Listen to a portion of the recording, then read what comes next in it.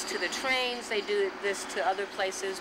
Downtown Kingsville is being defaced. Big, bold letters sprayed across alley walls. Creates a lot of problems and a lot of work for us to have to paint over and clean it up. In order to join these superfans, I had to first become one myself.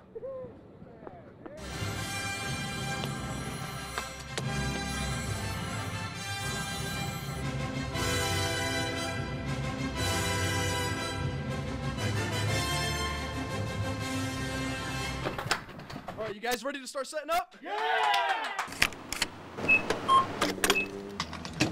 Unfortunately, the shock is back at the pump. Just ended an hour and a half ago. We got here about 500 people, and it's just getting bigger and bigger as we speak.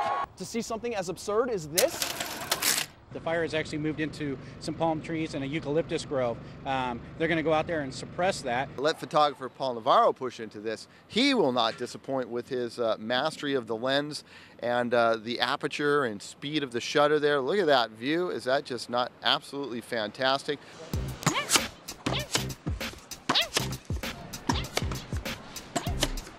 And people just freak out. I mean, you know, it's pretty compelling visual to see a guy bouncing down the street going 6 or 7 feet in the air. So you can just do it in your front yard and get some big air and pull tricks and get crazy on it, get creative. The traditional pogo sticks get you maybe 6, 12 inches off the ground is all, and they get kind of boring after a little while. We started talking about this, just messing around about 5 years ago, and we actually built the very first one out of PVC pipe from the hardware store. People started using them and liking them, and so we turned it into a business, and we've been selling them for about a year.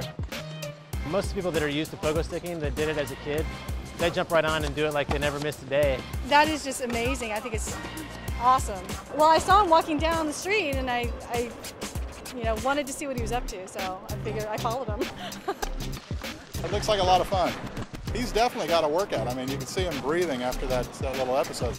So this actually works your quads, your calves, your stomach, your back, your shoulders, your arms. A lot of guys use it for cross-training for either surfing or skiing. It's a full-body workout.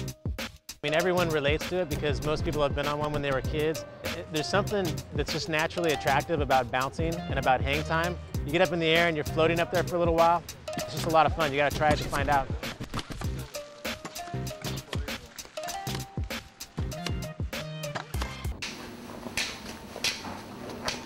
Michael Nino is nearly blind. All I see is the lights from the camera, the lights here, just anything that's bright. If you didn't tell me anything, I wouldn't even know you were there. Michael heads up human resources at a local organization. In fact, most of his co-workers are blind too. Michael works for one of the largest manufacturers of 3-ring binders in the U.S. It's here that 3 out of 4 workers are visually impaired. When we see people that are willing and interested in making their way through life independently, then this is the right kind of a place for them to start. This is South Texas Lighthouse for the Blind, where people who've lost their vision can find work. And that's rare in a world that sees plenty of discrimination. When I would go for job interviews, I never told anyone I was visually impaired. It is difficult for a lot of people who are visually impaired to find employment. And Michael doesn't let something like blindness keep him from staying focused. Michael is 2005's South Texas Lighthouse Employee of the Year. I've learned to realize that blindness is not the end of the world. It's scary, but it's not the end of the world. While most of the employees here no longer have their eyesight, they do have and share plenty of insight. They taught me how to listen to things instead of trying to use my eyes, which I don't have much left. At South Texas Lighthouse for the Blind, employees may not see the world the way you and I do, but you catch a glimpse that maybe they actually see life more clearly. And to see that these employees, these coworkers, my friends are happy, normal people, it's easy to forget their blindness. So that was a big advantage for me working here and realizing how, blindness is, like I said, it's not the end of the world.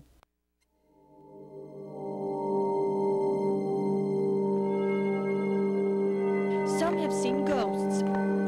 Others have heard voices, leading some to believe this house is haunted. Built in 1908, the Ward McCampbell house is almost 100 years old. Its age and history make it the perfect place to hunt for ghosts. Rumors has it that, Mrs. McCampbell actually has been seen standing on the balcony upstairs. Legend says back in 1919, a hurricane flooded the area, engulfing the entire first floor of the house. Mrs. McCampbell had actually had to take refuge upstairs because of the tide water that had came in, and it had reached to the ceiling on the first level of the floor. Mary Alice Ward McCampbell stood watch on the balcony for days before tragically dying. Because of being exposed to the weather and everything, she became ill, contracted pneumonia, and she had died very soon thereafter. Now Margaret Prescott and her team of investigators are on a mission to find out if these walls can talk. We're Corpus Christi Spirit Central, and we're dedicated to the research of science of the paranormal. When night falls, the investigators begin their journey in the dark. Is there anybody here who'd like to make contact with us? Show us a sign that you're here. Walking from room to room. And this is supposed to be where she stood when she watched the storm blow in. Looking for signs of the afterlife.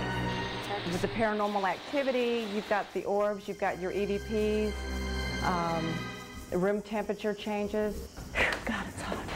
The group uses high-tech tools like digital cameras, tape recorders, and thermometers. They normally say that if the temperature drops, then there's possibly could be a spirit present. Several different cameras are set up all over the house, hoping to catch some evidence of paranormal activity, like an orb or even an apparition. You can catch maybe something your eyes doesn't see, like an orb, or per se happens a spirit walks across or a door closing. Within an hour, the group finds what they're looking for. This orb is seen floating around the kitchen. It's just a form of energy. But a lot of people think that, an orb, could be a spirit. There's nothing has ever been stated to the fact that it's not. And a tape recorder logs what's called electronic voice phenomenon, words and noises your ear doesn't pick up. Anybody here? Their evidence shows something strange is lurking around this house, but the investigators don't think it's haunted, because a haunted house holds a darker presence. Walking to a house and basically feeling like you can't breathe. That's, I'd have to say, the scariest moment, where it's kind of like all the air in the room is being just sucked out. And the Ward McCampbell house does just the opposite. Its mysterious, magnetic appeal lures people in, hoping to catch a glimpse of Mary McCampbell. Christina Garcia, Action 10 News.